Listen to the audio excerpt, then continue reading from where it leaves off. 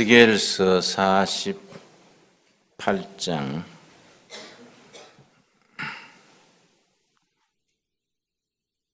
35절 말씀, 에스겔서의 마지막 장 마지막 절입니다. 이 35절 말씀에 깃들여 있는 영적인 의미를 잘 분별해서 온몸으로 이 말씀을 깨달을 수 있어야 합니다. 35절 읽습니다. 그 사방의 합계는 18,000척이라. 그날 후로는 그 성읍의 이름을 여호와 삼마라 하리라. 여호와 삼마, 여호와께서 그곳에 계신다. 이 말이 나오는 배경이 창세기로부터 쭉 이어져서 이스라엘의 길고 긴 역사 속에서 오랜 영적 체험 끝에 드디어 하나님이 땅 위에 계시는 것이 아니라 천국 그곳에 계시는구나. 영적으로 점점 높아집니다. 그걸 성화된다 그러지요. 에스겔서 47장과 48장이 에스겔서의 마지막 장인데 두 장을 천국장이라 부르고 구약의 천국장에 해당하는 신약의 짝을 이루는 두 장이 있는데 요한계시록 마지막 두 장인 요한계시록 21장과 22장을 천국장이라고 부릅니다. 그래서 구약과 신약이 짝을 이루는데 구약의 짝은 에스겔서 48장 중에서 47장, 48장이 천국장이고 신약에서는 요한계시록 21장, 22장을 천국장이라고 그렇게 부릅니다. 구약의 천국장이라는 에스겔서 48장의 마지막 절, 제가 다시 읽습니다. 그 사방의 합계는 18,000척이라. 그날 후로는 그 성읍의 이름을 여호와 삼마라 하리라. 여호와 삼마는 여호와께서 그곳에 계신다. 이거 어디서 나온 말이냐 하면은 그동안에는 여호와께서 이곳에 이 백성들 사이에 예루살렘 성전에 예루살렘 백성들 사이에 계신 줄 알았는데 자꾸 기대가 어긋나는 겁니다. 북쪽 이스라엘은 아시리아가 쳐들어와서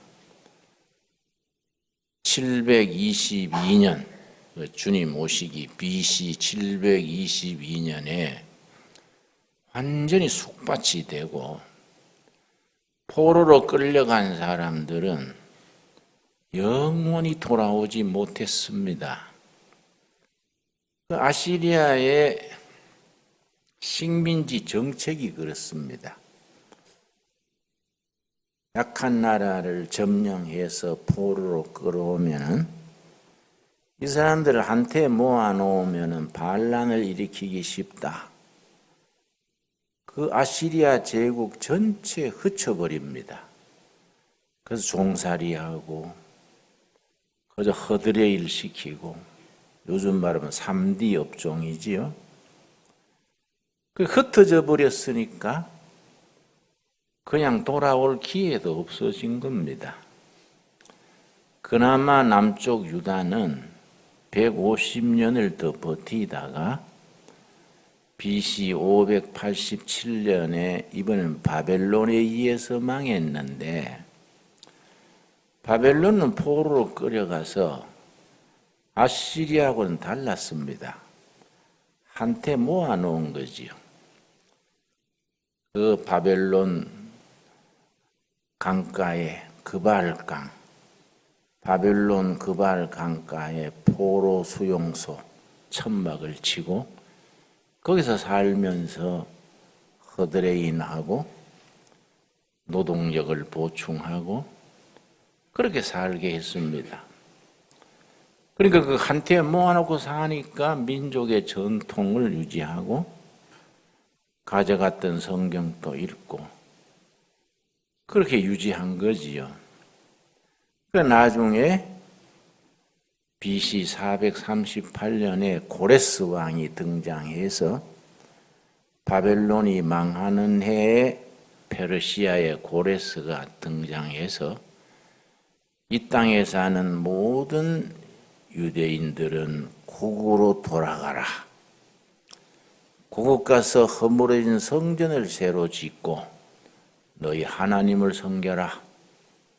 그러면서 그 아시리아 바벨론 때부터 뺏어왔던 아시리아 바벨론 때 뺏어왔던 예루살렘 성전에 있는 하나님께 제사 지낼 때 쓰던 금그릇, 은그릇 몽땅 챙겨서 줬습니다.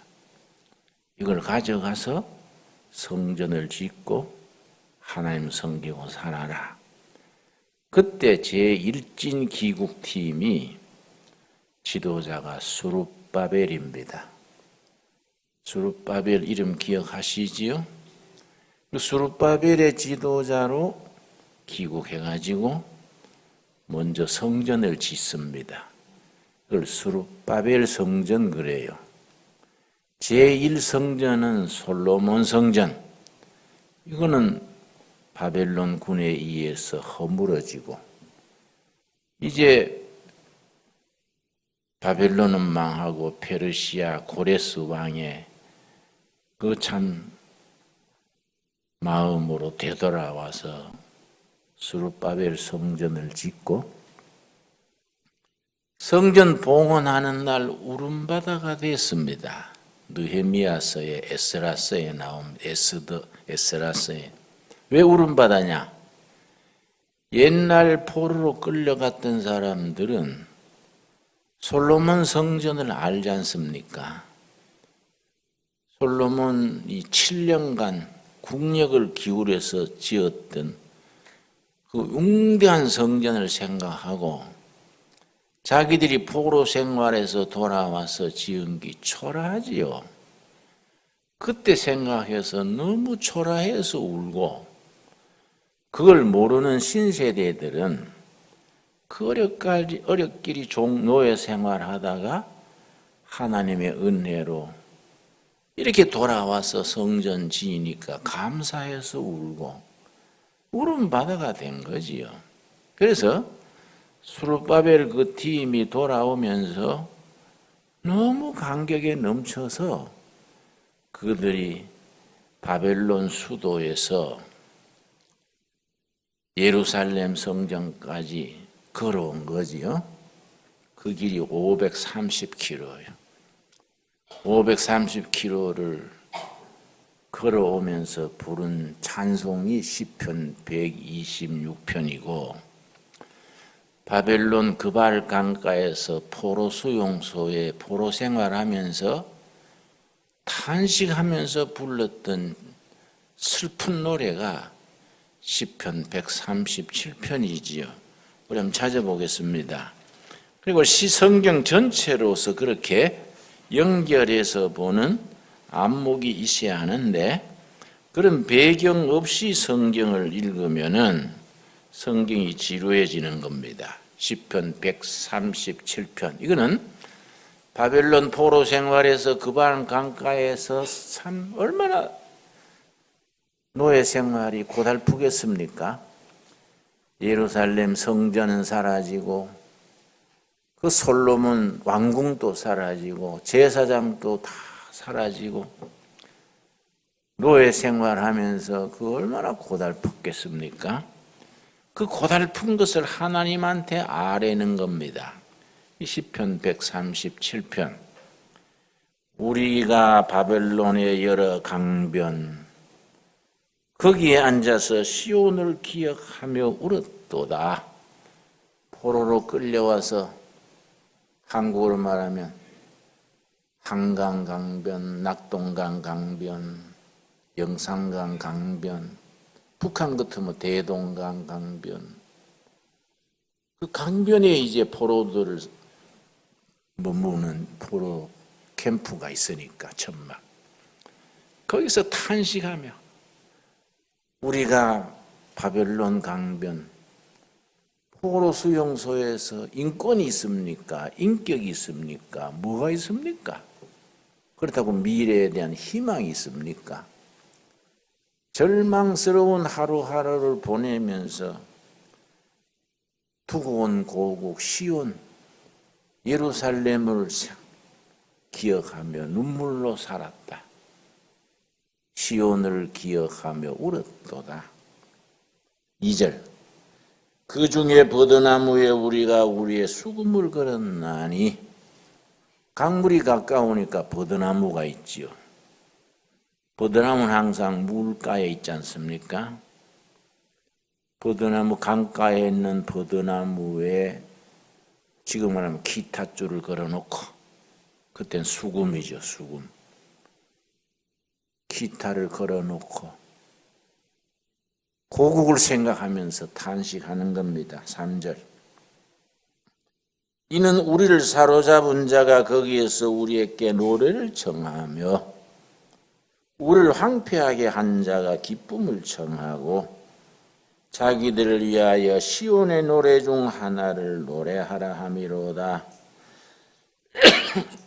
포로로 끌어온 사람들이 잔치를 벌렸을 때 노예들 끌어다가 너가 고향에서 부르는 노래 해봐라. 근데 이스라엘 백성들은 고국에서 노래가 따로 있습니까? 예루살렘 성전에서 찬송하던 노래, 하나님 찬양하던 노래를 어떻게 자기 원수 되는 나라의 놀잇감으로 부르느냐 이게. 고국에서 하나님 찬양하던 그 찬양곡을 어떻게 이 노래 주석에서 술자석에서 그걸 부르겠는가.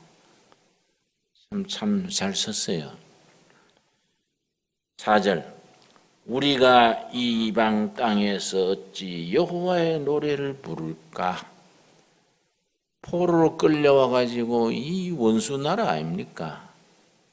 어떻게 하나님을 찬양하던 노래를 이 사람들 앞에 노릇게 까므로 어떻게 그 노래를 부를 수 있겠는가? 또 그 사람들은 예루살렘에서 하나님 찬양할 때나 찬양했지 뭐 세상 노래는 부르던 사람들이 아니다 이게. 어떻게 우리가 여호와를 찬양하던 노래를 술자석에서 노릇게 감으로 부르겠는가? 그래서 5절 예루살렘아 예루살렘아 본문에는 강조되어 있습니다. 예루살렘아 예루살렘아 내가 너를 잊을진대 내 오른손이 그 제주를 잊을지로다.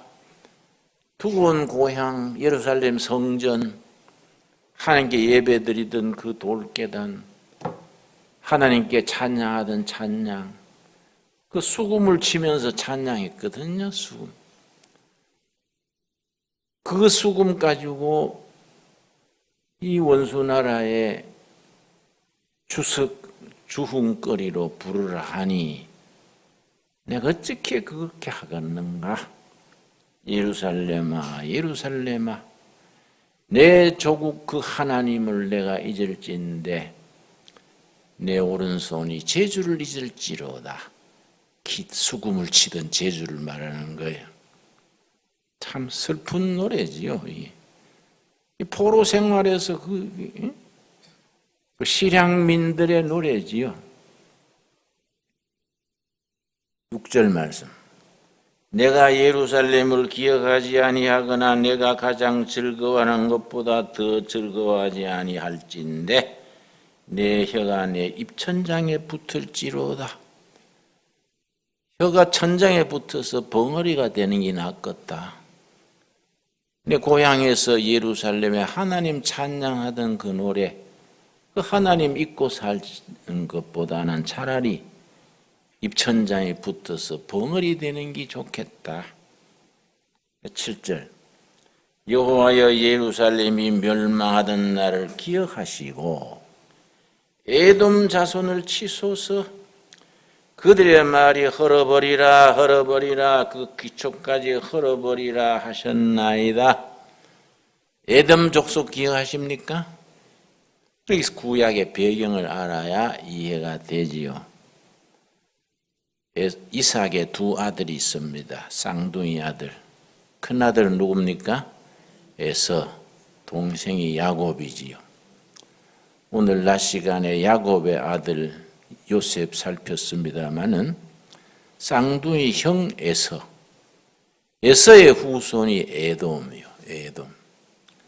에서가 태어날 때에 털이 많고 피부가 붉었습니다. 에돔이 붉다는 얘기요. 붉다. 그 에돔 족속. 그러니까 그 어머니가 리브가지요. 리브가. 그 리브가가 태중에서 둘이 다투는 거예요. 그 하나님 앞에 하도 산고가 그 뭐라 그럽니까? 응? 임신할 때 그 입덧이 심하니까 애들이 배에서 툭닥거리니까 산모가 막 힘들어가지고 하나님 내가 이거 못 견디겠습니다. 뭐 그런 하나님께 아랬지요. 하나님께 응답하시기를 네 태중에 두 민족이 있다. 큰 자가 작은 자를 섬기리라. 큰 자가 에서지요. 작은 자가 야곱이지요. 큰 자 에서의 후손은 에돔 족속이 되고 작은 자 야곱의 족속은 무슨 족속이 됐습니까? 이스라엘 족속이 된 거지요. 그러니까 에돔 족속이 작은 자 이스라엘 족속을 섬기는 자리에 된다. 그렇게 말씀했는데 이 본문에 왜 바벨론 포로 생활하면서 왜 에돔 족속을 하나님이 벌 주십시오. 그 말이 왜 나오냐 하면 BC 587년에 바벨론 군대 느부갓네살이 예루살렘 성을 공격할 때 길잡이를 누가 했느냐? 에돔 족속이 길 안내를 한 거예요. 에돔 족속이 길 안내하면서 사이길도 가르쳐주고 이 성에 어떤 약점이 있다 뭐 다 가르쳐준 거예요. 그러니까 뭐 시어머니보다 말리는 무가 더 밉다 뭐 그런 말이 있지요.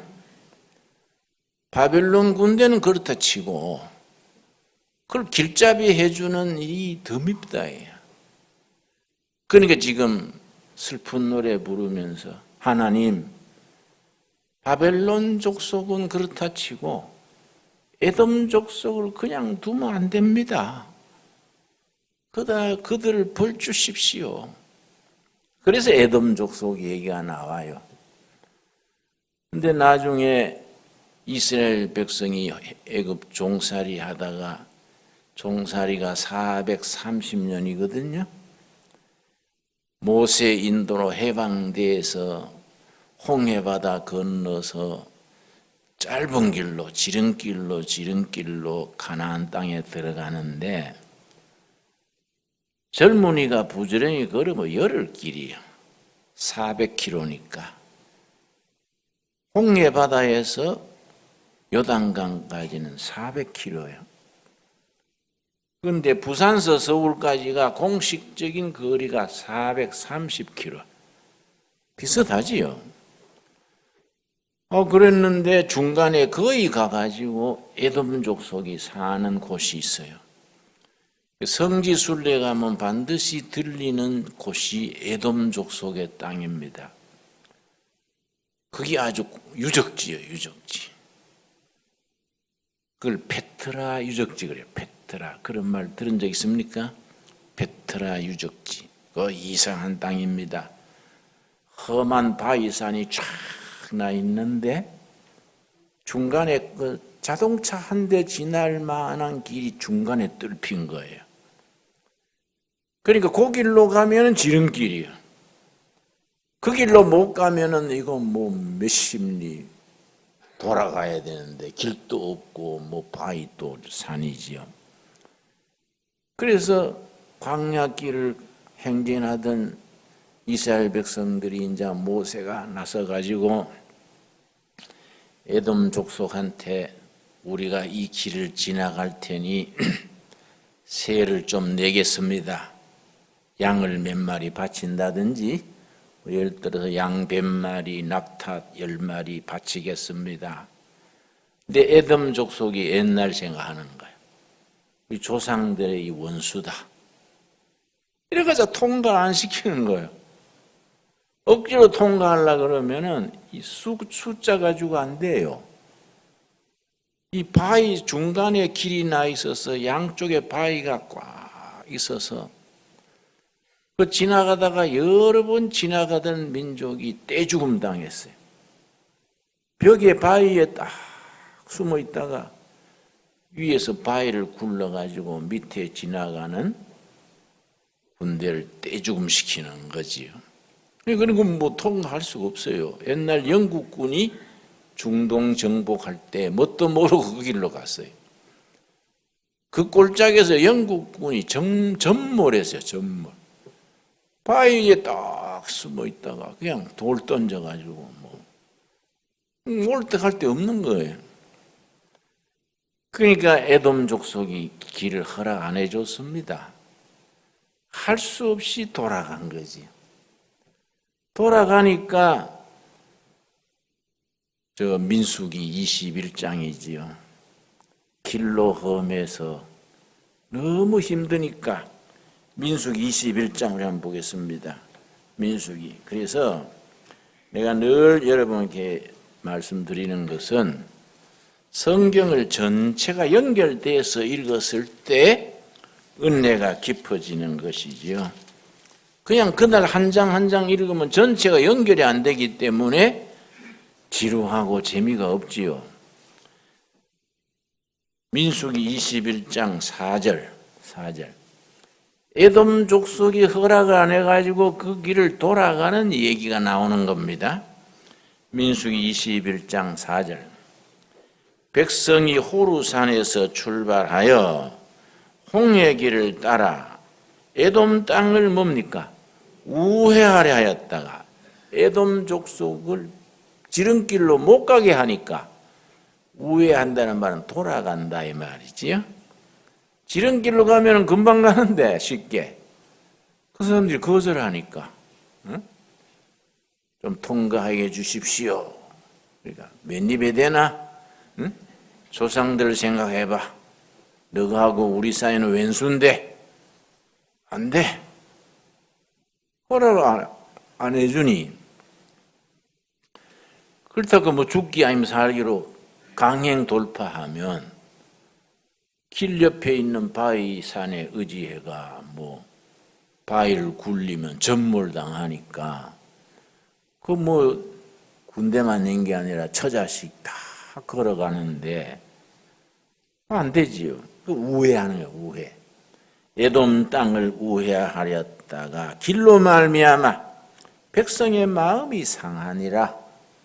에돔 땅을 가로질러 페트라 길을 그냥 갔으면 순탄하게 가는데 허락을 안 하니까 돌아가다 보니 길 없는 길을 가야 되지요. 그 길로 말미암아 백성들이 상했는 거예요. 이 말씀 이해하지요? 이해가지요?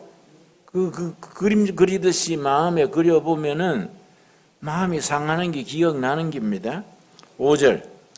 백성이 하나님과 모세를 향하여 원망하되, 힘들면 원망이 나오는 겁니다. 하나님 원망하고, 처음에는 모세 원망했겠지요. 그 다음에 그 원망이 하나님께로 가는 거예요. 모세와 하나님을 원망하여 하되, 어찌하여 우리를 애굽에서 인도해내어 이 광야에서 죽게 하는가? 이곳에는 먹을 것도 없고 물도 없도다. 우리 마음이 하찮은 음식을 싫어하노라. 광야길에 음식이 얼마나 좋아하겠습니까? 뭐 제대로 먹겠습니까? 뭐 채소가 있어요, 뭐가 있어요.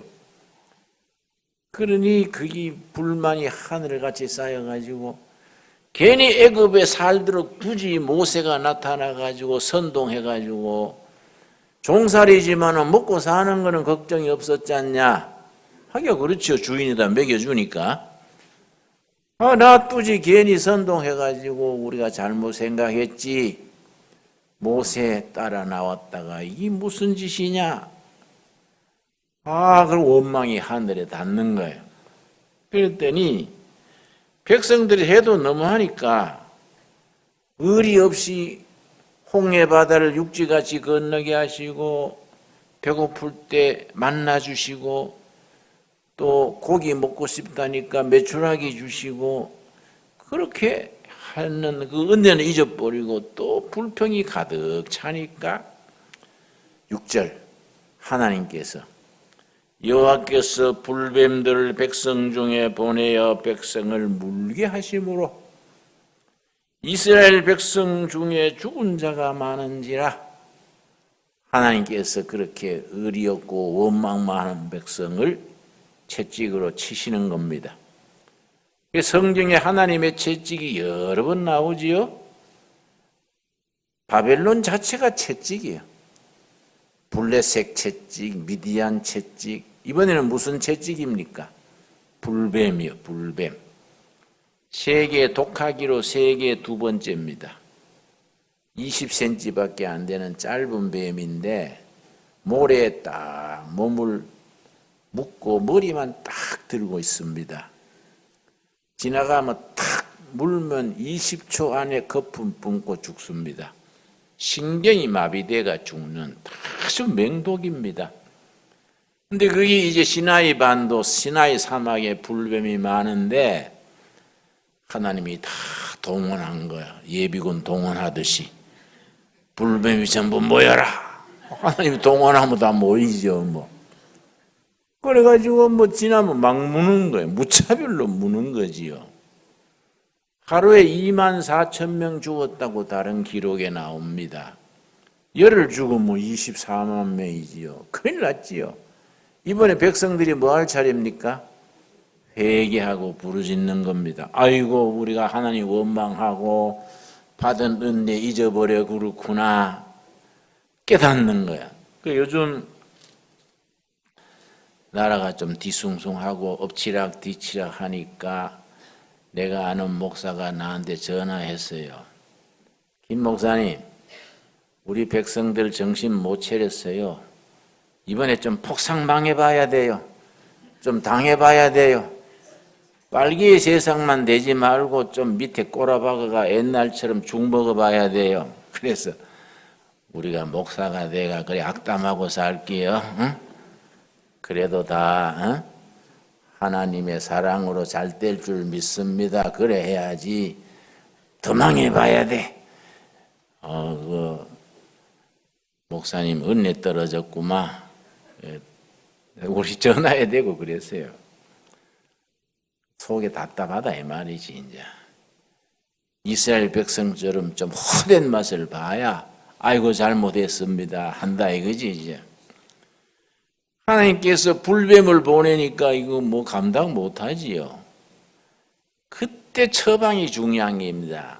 회개하고 부르짖으니까 하나님은 들어주시지요. 벌 주려고 하는 게 아니라 회개하라는 거니까. 회개하면은 채찍이 거두어지는 겁니다. 그래서 사사기에 보면은 미디안이 7년 동안 얼마나 박해를 했든지 그때 백성이 부르짖었지요. 그때 응답으로 보내준 사사가 누굽니까? 기드온 사사지. 기드온.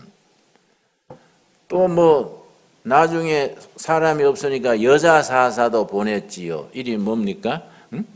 드보랍니까? 응? 여자 사사까지 보냈죠. 그 시대는 여자는 뭐 사람 숫자도 안 넣었는데 사사기에는 12명 사사 중에 당당하게 여자 사사가 있지요. 한 시대 여자가 대장한 거예요. 그 시대. 응? 여자 사사를 보낸 거지요. 그 기도의 응답으로 보낸 겁니다. 그런데 우리가 사사기를 읽으면서 사사 12명이 나오는데 사사기를 읽는 방법이 뭐냐면은 사사가 몇 명이라고요? 한 명 한 명이 작은 예수요. 오실 메시아의 한 샘플이다. 12명이 다 모여가지고 예수님이 되는 거예요. 한 몫을 한 몫을 차지하는 작은 예수지요. 그래서 불뱀이 무니까 지도자 모세가 기도할 때지요. 하나님 이 백성 용서해 주십시오. 그걸 중복기도 그래. 중복기도.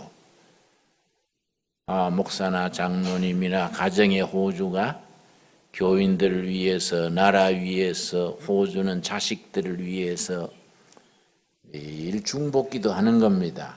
중복기도가 중요하지요. 7절 말씀. 백성이 모세에 끼르러 말하되 우리가 여호와와 당신을 향하여 원망함으로 범죄하였사오니 여호와께서 기도하여 이 뱀들을 우리에게서 떠나게 하소서. 모세가 백성을 위하여 기도하며 무슨 기도라고요? 중복기도. 우리 기도하는 사람의 책임입니다. 중복기도. 나이 들어가 힘없고 내가 할 일 없어 천만의 말씀. 손자들 위해서 며느리 위해서 중복기도 하는 겁니다. 우리 남편은 직장에 바쁜데 나는 집에서 설거지나 하고 아니지요. 직장 가 있는 남편이 참 편안하게 일할 수 있도록 중복기도 하는 거예요. 성경상으로 중복기도가 엄청 중요합니다. 모세가 그렇게 자기 백성 위해서 중복기도 했더니 하나님이 이상한 처방을 보여주신 겁니다. 8절 여호와께서 모세께 이르시되 불뱀을 만들어 짱대 위에 매달아라. 물린 자마다 그것을 보면 살리라. 이상하지요? 구리, 브론즈, 노쇠죠, 노쇠. 구리로 뱀을 만들어 나무 짱대 끝에 달아라.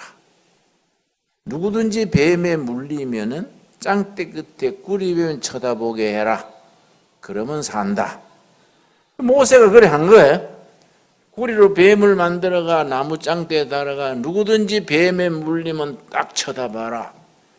그거 나을 일이 없는데 나은 거예요, 그게. 그러나 모세가 그렇게 했지요. 여러분, 병원에 가면은 이런 막대기에 뱀 꼬부랑꼬부랑 그려놓은 거 보십니까? 이게 민수기 21장에서 나온 거예요. 그 병원이라는 표식이 긴 막대 위에 이래 뱀 그려놓은 거, 그 병원의 상징이지요. 민수기 21장에 불뱀에 물려 죽게 됐을 때에 하나님이 처방해 구리로 뱀 만들어서 짱대 끝에 달아라. 치료의 상징이에요, 그것이. 그래 달았더니 그걸 쳐다본 사람 살고 또 지잘나고 고집 세가지고 안 쳐다본 사람은 죽었지요. 20초밖에 시간이 없으니까. 그런데 그게 왜 사람을 살리냐? 예수님이 왜 살렸는지 신약에 설명을 한 겁니다. 예수님이 직접 설명을 했습니다. 요한복음 3장 예수님과 니고데모가 대화하면서 그것이 왜 사람을 살렸는지 예수님이 직접 니고데모와 대화하면서 니고데모는 산헤드린 정회원이니까 우리말로 하면 국회의원이지요. 그 지도자지요. 지도자니까 말귀가 통할 사람이니까 예수님이 중요한 말을 하셨습니다. 사람이 거듭나지 아니하면 하나님 나라를 볼 수 없느니라. 그래 니고데모 국회의원이 어른이 되어 어떻게 어머니 태에 다시 들어갔다 나옵니까? 어떻게 하지요? 그랬더니 네가 이스라엘의 선생이 돼가지고 지도자가 되어서 그 말도 못 알아듣냐? 이렇게 대화를 시작하는 거예요. 육으로 난 것은 육이요 영으로 난 것은 영이니 내가 거듭나야 된다는 말, 거듭난다는 게 영어로 born again, 중생한다, 거듭난다. 그래서 서로 대화한 거지요. 그 대화에서 뭐라 그랬습니까? 14절 요한복음 3장 14절 모세가 광야에서 뭘 들었다고요? 뱀을 든 것 같이 인자도, 예수님의 별명이 인자거든요. 인자도 들려야 하리니 어디에 들립니까? 십자가에 들려야 된다. 모세가 광야에서 뱀을 달았던 것은 나 메시아가 십자가 나무에 달리는 거다. 모세가 광야에서 뱀 든 것이 무슨 일을 했냐? 15절이지요. 이는 그를 믿는 자마다 영생을 얻게 하려 함이라. 복음의 핵심이지요. 그 민수기 21장과 요한복음 3장이 짝을 이루는 겁니다. 모세가 광야에서 짱대 끝에 뱀을 달았던 것은 뭐이냐? 십자가 나무에 달리는 나 예수 메시아다. 나를 쳐다보는 자는 사망 권세 이기고 승리하게 되는 거다. 아멘이 됩니까? 이게 복음의 핵심이지요. 그럼 복음의 핵심을 딱 가슴에 깨닫고 감사하구나. 이걸 신앙 고백, 신앙 고백. 신앙 고백을 공교회가 제대로 정식으로 문장을 만들어서 모든 교인들이 고백하게 한 것이 사도신경이에요. 사도신경. 사도신경이 공교회의 공통된 고백이지요. 자, 우리가 에스겔서 본문으로 들어가겠습니다. 에스겔서 끝장에 가서 하나님의 체험이 쌓이는 겁니다.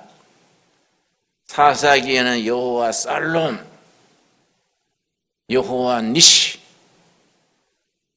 하나님이 그때마다 하나님이 역사하셔서 이스라엘 사람들이 항상 하나님은 예루살렘 성전에 계시고 우리 민족은 택한 민족이고 항상 제사장이 지도하는 제사 때마다 하나님의 임재하시고 그래 믿었는데 영원히 갈 수 있을 줄 알았던 자기 나라들이 바벨론에 짓밟히서 아시리아에 짓밟히서 포로로 끌려가고 예루살렘 성전은 돌 하나 도로에 남지 아니하고 제사장들은 창에 찔려 죽고 완전히 쑥밭이 된 거예요.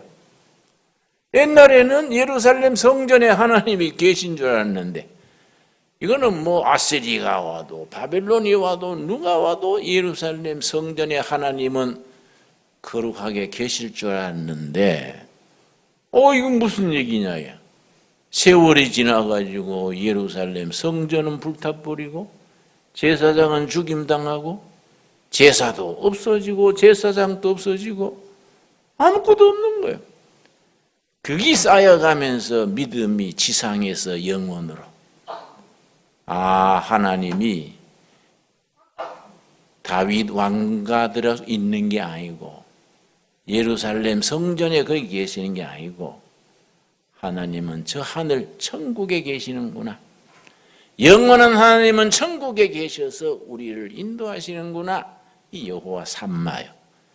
여호와가 지금 여기 우리 중에는 안 보이시고 안 계시지만은 여호와는 거기 계신다. 그래서 에스겔서 끝 두 장을 무슨 장이라고요? 천국장. 그 여호와가 거기 그 천국에 계신다. 여호와 삼마. 여호와 삼마라는 의미를 깨달았습니까? 이 참 중요하지요. 그런 신앙이 전부 시련과 역경을, 영적 체험을 통해서 실현이 승화되어 가는 거야. 지상에서 영원으로. 옛날에 그런 영화가 있었지요? 제임스 딘이 주연으로 나오는 지상에서 영원으로. 우리 젊을 때 봤는 기억나요? 그 나팔 부는 게 아주 끝내줘요. 응?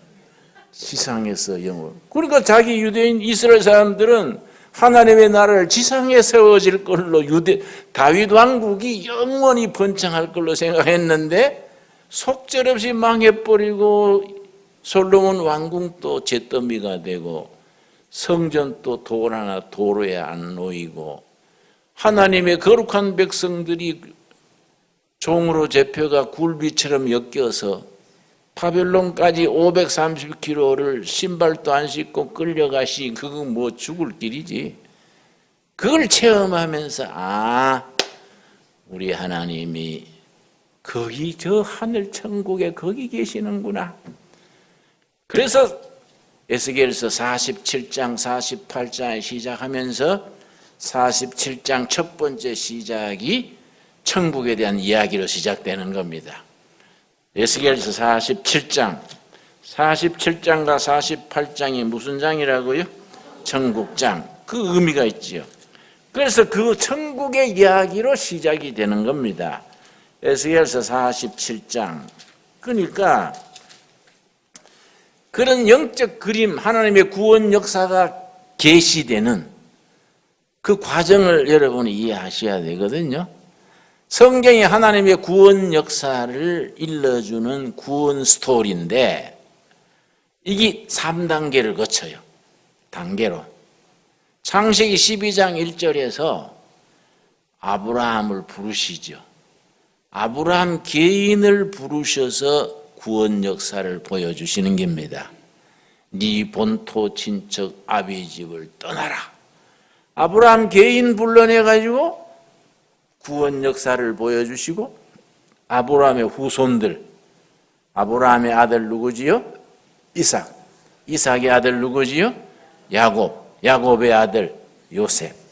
그 12아들 12지파 쭉 보여주시는데 출애굽기에 가면 넓어지는 거예요. 아브라함 개인과 그 가족이 아니라 이스라엘 민족이에요. 이스라엘 민족 전체를 내가 너희를 택한 백성이다. 선택된 백성, 영어로 chosen people. 선택된 백성이요, 내 소유요, 하나님의 나라다. 이스라엘 민족을 통해서 구원 역사가 넓어지는 거예요. 근데 신약에 가면은 예수님을 통해서 온 인류, 그 요한복음 3장 16절, 하나님이 세상을 이처럼 사랑하사 독생자를 보냈으니 누구든지요, 누구든지 아브라함의 후손 아니고 이스라엘 족속 아니라도 누구든지 뭐하는 자? 믿는 자는 다 하나님의 자녀다. 구원 역사가 온 인류로 넓혀지는 거예요. 그 과정이 이해가시지요? 창세기 12장에서는 아브라함 개인, 출애굽기에 가서 이스라엘 민족 공동체, 신약에 가서 예수님을 통한 온 인류, 이 구원 역사가 이렇게 넓혀져서 가는 겁니다.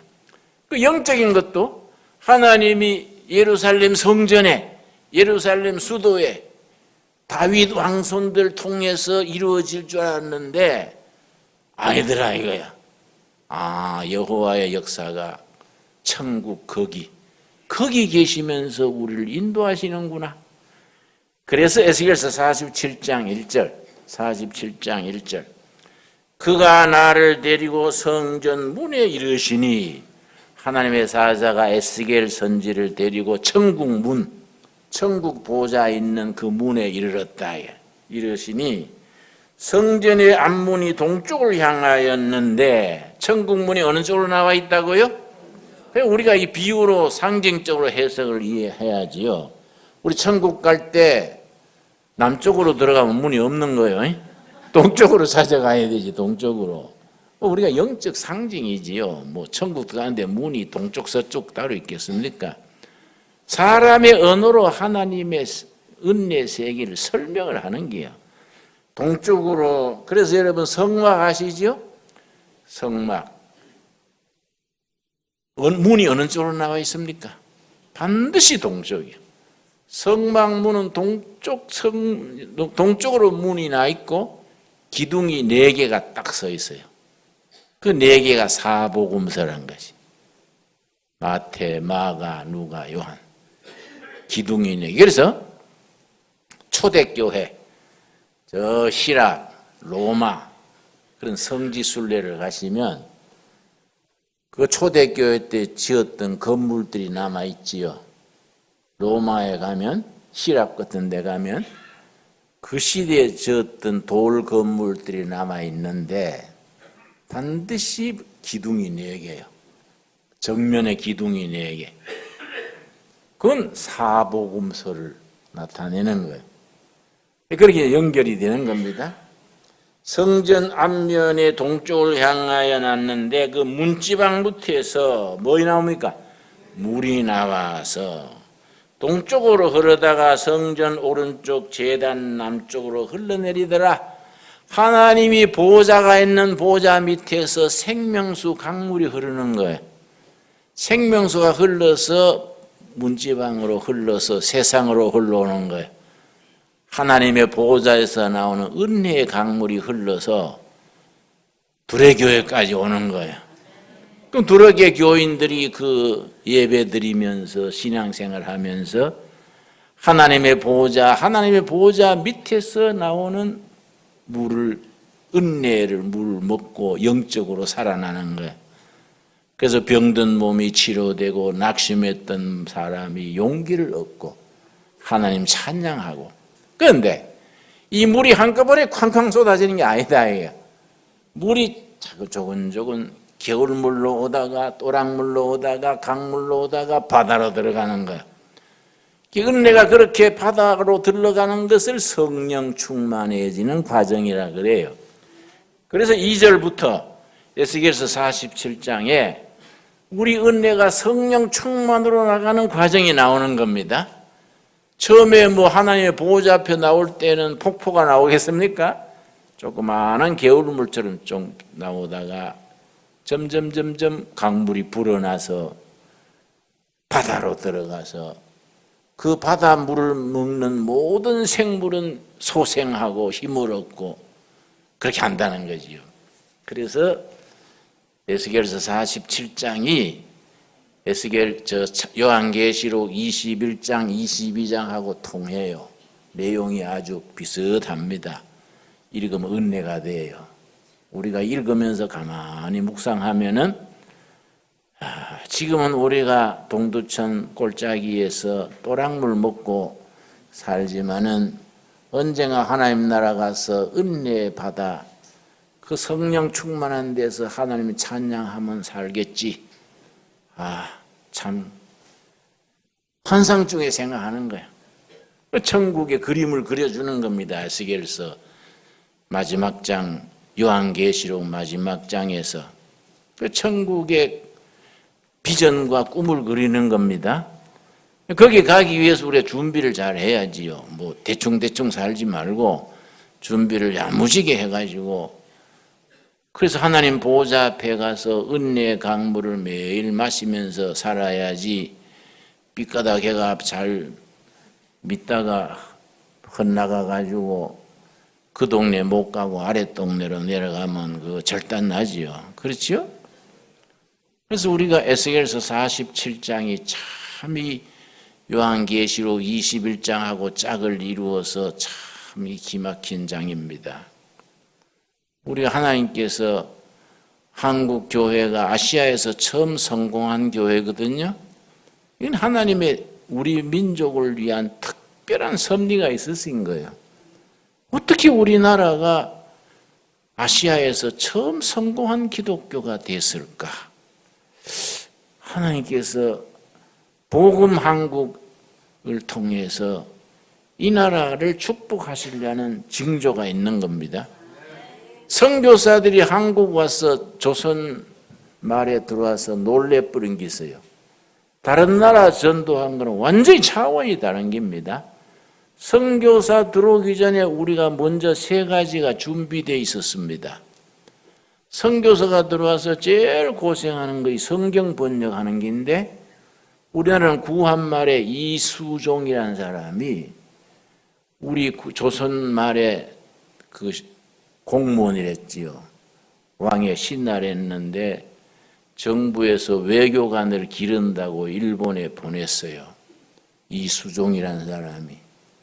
일본에 그러니까 외교관으로 파견돼 가가지고 훈련생으로 파견돼 가서 선교사를 만나가지고 복음을 받아들였습니다.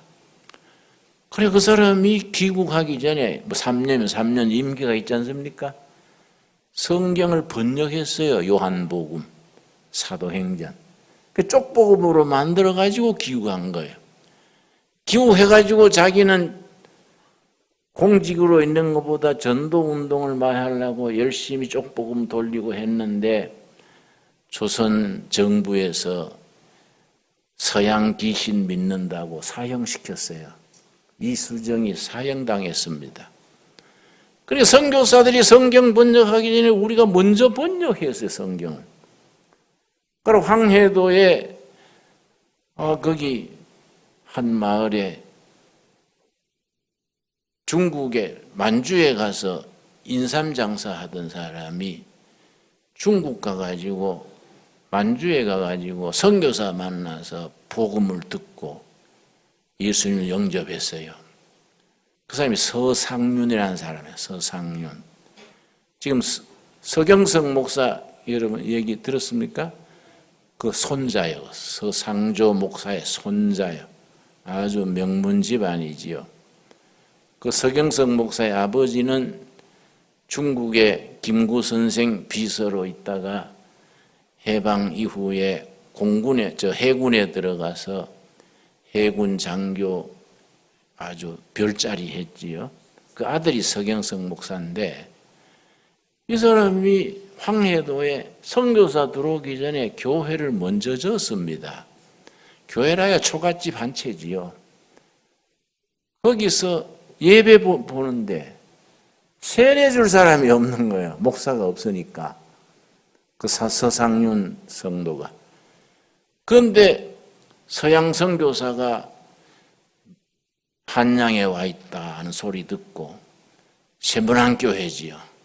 세문안교회 찾아와 가지고 언더우드 목사를 만나 가지고 우리 모여서 예배 드리니 세례를 주세요. 그래 언더우드 선교사가 한국 와서 맨 먼저 한 게 세례 베풀었어요. 미리 교회가 돼 있는 거예요, 교회가. 한국이 특별한 게입니다. 성경이 쪽보기만 번역돼 있지. 교회가 먼저 서 있지. 그러니까 우리가 선교사가 와서 세례부터 베푼 거예요. 그러니까 이 특별한 민족이지 우리가. 하나님이 그렇게 우리를 영적 기초를 닦으셔서 하나님이 우리 민족을 앞으로 크게 들어 쓰실 줄로 믿습니다. 그리고 우리가 신앙생활 잘해야지요. 제대로 믿어야지, 제대로 믿어가지고 하나님 앞으로 바로 나가면은 통일도 시켜주실 것이고 성진국도 되게 해주실 것이고 지금 삐그덕 하지만은 결국은 끝이 좋으면 다 좋지 않습니까? 끝이 좋은 길로 인도하실 줄로 믿습니다. 거기까지 합시다. 기도합시다. 하나님 감사합니다. 여호와 삼마, 우리는 땅에서 축복, 병 낫는 거, 복 받는 거, 잘 사는 걸 기도하지만은 하나님은 천국 하늘나라 보좌에 계셔서 우리 형편과 처지를 따라 은혜 강물을 때를 따라 샘물같이 강물같이 바닷물같이 우리에게 허락하실 줄로 믿습니다. 믿음으로 바르셔서 천국 복음 깨닫고 하늘나라의 영원한 생명을 누릴 때까지 지금 개인이나 교회나 나라나 다 당하는 시련을 잘 이기고 하나님 중심, 교회 중심 영적인 삶을 살아 거룩한 열매 맺게 하여 주시옵소서. 예수님 이름 받들어 기도드렸사옵나이다. 아멘.